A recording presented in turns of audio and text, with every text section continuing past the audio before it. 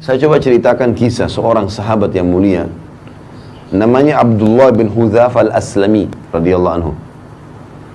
Abdullah bin Hudzafa ini jarang sekali orang tahu kisahnya. Tapi beliau punya satu hal, terutama pada saat menghadapi kematian, yang luar biasa.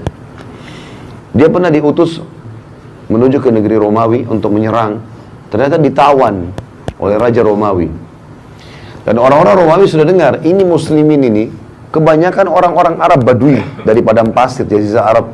Orang miskin, tidak banyak orang kaya di antara mereka. Nanti kalau dibanding orang-orang Romawi dulu, nggak ada kekayaan apa-apa mereka. Tadinya orang tidak ada yang lihat, dianggap orang bodoh, nggak bisa baca, nggak bisa nulis. Sekarang dengan masuk Islam, Islam membawa mereka menyebar ke seluruh dunia. Mereka jadi pemimpin. Dan yang luar biasa didengar oleh Kaisar, keyakinan orang Islam ini mengalahkan kokohnya gunung. Halal, halal, haram, haram. Asal dia sudah belajar, dan dia memang sudah yakin dengan itu, nggak bisa digoyahkan. Sampai mati pun. Maka Kaisar waktu tawan sahabat-sahabat ini, pimpinannya adalah Abdullah bin Hudzafa radhiyallahu anhu. Kata Kaisar, mana pimpinannya? Ini si Abdullah. Dipanggil sama Kaisar di depan teman-temannya semua. Waktu itu kita perlu tahu teman-teman, Kaisar Romawi menguasai setengah dunia. Kekuasaannya ini bukan kayak cuma Indonesia saja. Seluruh setengah dunia ini dikuasai sama dia. Kerajaan Romawi dulu terkenal, Bizantium Romawi. Kata Kaisar, hai Abdullah, kalau kau mau pindah ke Nasrani, masuk agama Nasrani, saya akan kasih kau setengah kerajaanku. Sekarang kau langsung jadi raja. Teman-teman bayangkan kalau kita ada orang punya 100 miliar, lalu dia bilang, saya kasih kamu 50 miliar, pindah agama. Ya. Mungkin orang-orang yang lemah imannya, 50 miliar, tadinya mungkin 1 juta pun susah dipegang. 50 miliar ini mengkhayal bagi dia. Pindah agama banyak. Bahkan orang banyak pindah agama karena Indomie. Di Indonesia kan ada begitu. Kasih sembako pindah agama. Atau memperjualbelikan agamanya, berkedok Islam tapi benci Islam. Banyak sekali di Indonesia. Luar biasa benci sama Islam. Macoin segala macam hal demi untuk dunianya. Berapa banyak? Abdullah bin Hudzafa ambil pelajaran teman-teman sekalian. Ditawarkan setengah kerajaan Kaisar. Didatangkan saksi-saksi. Nih, saksi semua ini bukan main-main. Kamu bilang saya masuk Nasrani, setengah kerajaan. Dari Badui padang pasir orang miskin jadi raja langsung. Berdampingan sama Kaisar. Apa jawaban Abdullah? Kerajaan ditawarkan. Dan ini tidak main-main, serius. Akan dikasih kerajaan. Kata Abdullah, wahai Kaisar, jangankan setengah kerajaan Anda, seluruh kerajaan Anda, seluruh kerajaan Arab dan Ajam, semua kerajaan di muka bumi ini, mau orang Arab, mau orang selain Arab, dan kerajaan Anda pun semuanya kalau saya dikasih untuk meninggalkan agama saya sekejap mata, sekedip mata saja, tarfata'in dalam bahasa Arabnya, tidak akan saya lakukan. Tidak bisa. Ini ngalahin kokohnya gunung, teman-teman sekalian, imannya luar biasa gitu. Sayangnya sebagian kita hanya seperti kerupuk, diketuk pecah, gitu kan. Maka waktu itu Kaisar ini punya anak perempuan, orang bule, ya. Kalau kita sekarang sering ucapkan begitu, yang terkenal kecantikannya, masih gadis, tinggi, putih, cantik, fitnah bagi laki-laki. Sampai banyak raja-raja waktu itu dan para perdana menterinya Kaisar, panglima perang berharap jadi suaminya perempuan itu. Terkenal sekali.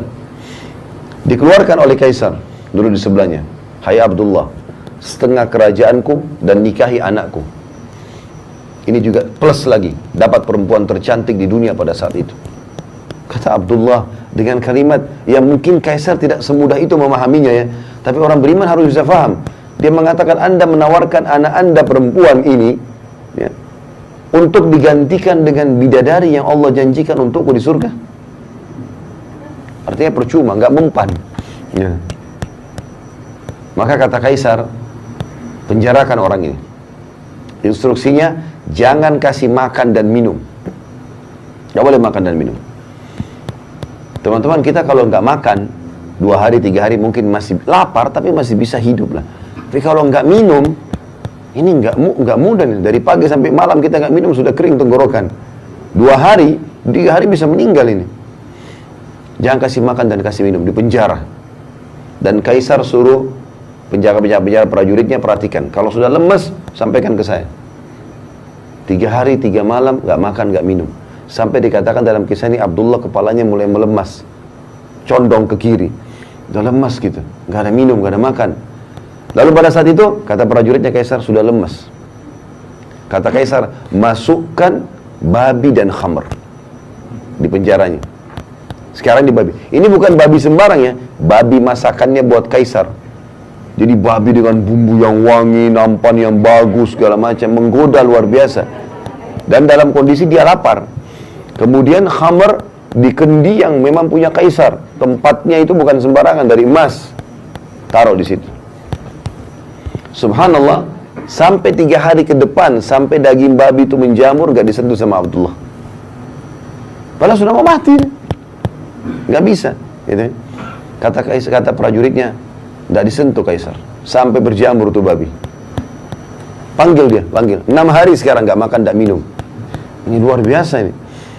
Lalu kata Kaisar, kenapa kau gak makan dan minum? Kata Abdullah jawabannya, saya tahu dalam agama saya sekarang sudah halal tuh babi dan khamr. Karena saya akan mati kalau saya gak makan. Tapi demi Allah saya tidak akan biarkan kau menghina agamaku. Sama Raja Dunia dia ngomong ini. Saya demi Allah tidak akan membiarkan kamu menghina agamaku. Kaisar bilang, kalau begitu saya akan bunuh kamu. Tapi bukan bunuh biasa. Saya akan masukkan kamu ke minyak panas. Didatangkan periuk teman-teman sekalian, besar. Bisa nampung 10 orang laki-laki masuk ke dalamnya. Karena besarnya. Taruh minyak panas, dibakar. Mendidih minyak itu. Kata Kaisar, cemplungin satu persatu prajuritnya Abdullah. Jangan dia terakhir. Sekitar 30 orang. Begitu dilempar yang pertama teman-teman sekalian, dikatakan dalam riwayat kisah ini, dimasukin dalam hitungan detik tinggal tulangnya keluar. Karena panasnya minyak itu. Abdullah lihat nih. Satu dilempar, baju perangnya pun, kulitnya semua habis orang itu, tinggal tulang, ngapung. Lempar yang kedua, begitu lagi. Yang ketiga, begitu lagi. Penuh dengan tulang-tulang manusia dan darahnya nih, minyak. Mendidih. Pas giliran Abdullah, dengan lemesnya lagi ditarik, netesin air mata Abdullah. Kata Kaisar, udah netesin air mata nih. Mungkin mau berubah. Kata prajurit Kaisar, nangis. Berarti mungkin mau berubah. Panggil. Hai Abdullah, jadi pindah Nasrani? Dia bilang, tidak demi Allah. Lalu kenapa kau nangis? Saya menangis karena saya menyesal hanya punya 1 nyawa. Saya berharap punya 1000 nyawa, semuanya kau cemplungin ke minyak itu. Untuk mati menuju ke akhirat. Bagaimana orang beriman teman-teman faham masalah ini? Nggak ada yang goyahkan dia. Dunia ini sebentar.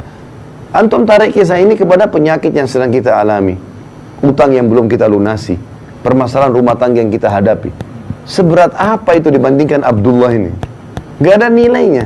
Tapi dia begitu yakin ada Tuhannya Allah. Dan dia yakin dunia ini hanya sebentar, dia akan menuju ke akhirat. Itu poin yang tidak boleh luput dengan kita.